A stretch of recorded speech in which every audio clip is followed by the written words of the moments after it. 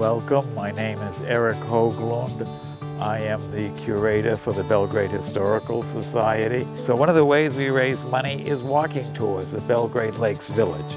Belgrade Lakes Village has a very large collection of buildings from the 19th century, which makes it unique. There are several like that, and Belgrade is one of them. I'm starting the tour where we normally do right by the Catholic Church. The Catholic Church, which is over 100 years old, it was built in 1913. Prior to that, Catholics, when they came to Belgrade, they had a room dedicated in the Hotel Belgrade, which would have been across the street, and earlier than that, they would meet at camps on the lake.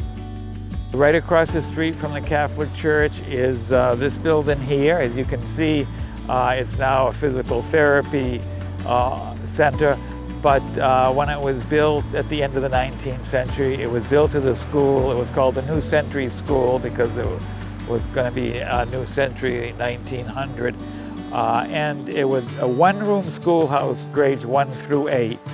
By the late 20s, there was just too many children in the village and the surrounding area, and now they needed a new schoolhouse, so they built behind it a new school, and a new organization of World War I veterans bought it, and it became an American Legion chapter. I'm standing in the middle of School Street where you get a beautiful view of where the Belgrade Hotel once stood. Belgrade had about 6 little cottages where large families could stay, and beyond that is the rest of the golf course, and on the top side of the hill was this massive Hotel Belgrade with a 400-foot veranda that people could sit on and watch the golf course, see the lake, and many famous people stayed here, including Teddy Roosevelt when he was President of the United States. Unfortunately, in 1956, October 56, it burned to the ground in a wind-driven storm, and it was never rebuilt. I'm standing now in front of the Union Church. It was the first church in the village. It was built in 1870, and it is the second oldest church in Belgrade. The benefactors for this church were David Golder and his sons Henry and Thomas. The Golder family was one of the early entrepreneurial families in Belgrade. For a while it was very active, and then it was dormant for maybe 20 years, and it was revived right after World War I, and it has been very active in community affairs ever since. We're now on the property where Belgrade Lake's history as a tourist center begins in 1874. Charles Austin, who was a worker in the mills most of his life, he and his wife Abby had a modest little white house. Since men from the towns were coming to fish in the summers, they decided they would find them rooms and feed them. And so they started taking them in, and every year this took off. They converted the barn for their house into a room where they could have rooms. They built a 4-story annex onto that. Then they built this little place which they called Liar's Paradise, where single men could stay, because by the 1880s, men were coming with their wives and children, as well as single men. And by 1892, they had this other annex built, you can farthest right, and the final piece was the central lobby, and that's all that exists right now as a private home. This is called the 1830 house. It is the home where Irwin Bean lived from 1910 till his death in 1940.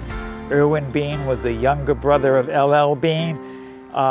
He loved fish especially, and he was looking for a place to settle down among the lakes of Maine, and he felt that this was a great village with opportunities, and so he came here and he bought this house. But for 30 years it was Bean's bait and tackle shop, which showed sold a lot more than bait and tackle, all kinds of souvenirs and fishing gear. In addition to the general store, this little building over here, he had initially he used it as a laundry place, but he did all the sheets for the hotels, the Hotel Belgrade, the Lake Shore. We're now in front of the Chandler House, which was built by John Chandler in 1831. Chandler was one of the early entrepreneurs in Belgrade. Chandler had a number of mills, and he became very prosperous, and he built this house, this big house for his family. Next door, you see this stone house. John Chandler built this stone house to be a store. All the stones were cut from on the other side of the lake, Long Pond. Granite, it's built with granite. They were cut over there on Vienna Mountain. And in the winter time, he had them slid across the ice when the pond was frozen, and he paid the Irishmen, I think, an exorbitant fee of $1 a day and all the rum they could drink. This house, called the Lakeside Inn, is another historic building in Belgrade Lakes Village. It was built in 1843. It looks like it was a grand residence. That's because it was built not only to be a residence, but also to be a tavern that could accommodate overnight guests, because in the early 19th century, when there were no trains, this was a main stagecoach road between Augusta and Farmington, which is why they have a very large barn attached. It was acquired by Irwin Bean, the brother of L.L. Bean, and he operated as the Lakeside Manor, and it was famous for its dining room, which overlooked the Long Pond, which is right behind the house. We're now across the street from the Lakeview Manor at the Village Inn. The Village Inn began as a locust house. It was founded by Ed McGill, who came to Belgrade as a guide in the early 20th century. The locust house was named after true locust trees, big locust trees that stood in the yard. The locust house operated until Ed McGill died. In the early 1960s, the Povandi family of Massachusetts bought the locust house, and they renamed it the Village Inn.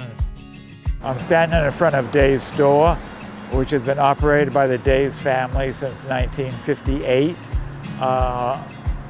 There has been a store on this site since 1817. Now there's been some changes inside, but some of the old wood floors date back to the 1880s. So it's rather one of the oldest stores that hasn't changed very much in Maine. The house right here is the last one before where the mills were. It was built in 1809. But one thing which was significant in there was a grindstone from the mill. Remember, the original purpose for building the dam and the mills was to be able to grind corn and wheat and other grains. But in 1902, a fire burned them all to the ground. They were never rebuilt. Thank you all for watching. For more information, please go to belgradehistoricalsociety.org.